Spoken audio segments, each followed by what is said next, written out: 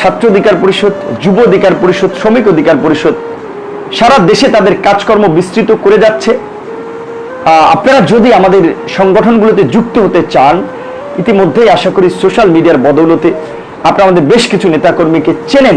সুতরাং আপনারা যদি আমাদের সংগঠনে যুক্ত হতে চান, সেক্ষেত্রে তাদের সাথে যোগাযোগ করলে যুক্ত হতে পারবেন।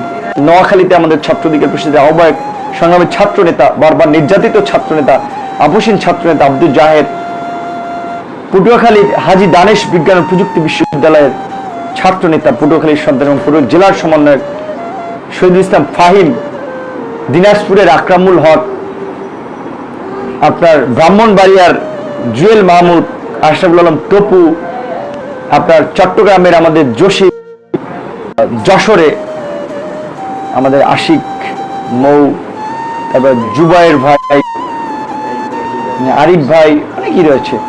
রংপুরের আরেক সংগ্রামী ছাত্র নেতা, সেই কোটা সংস্কার আন্দোলন থেকেই হানিফ খান সজীব, তারপরে ইমরান, অনেকে আছে, নরসিংদীর সাদ্দাম হোসেন, ময়মনসিংহ আমাদের আরেক সক্রিয় সংগ্রামী সহযোদ্ধারা অনেকেই রয়েছেন, একেবারেই সক্রিয়, রাজন, জাকারুল, আবুল কালাম,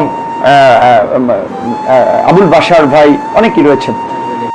জামালপুরে আমাদের সহযোদ্ধা জাকির, ফারুক, এরকম অনেকেই রয়েছে।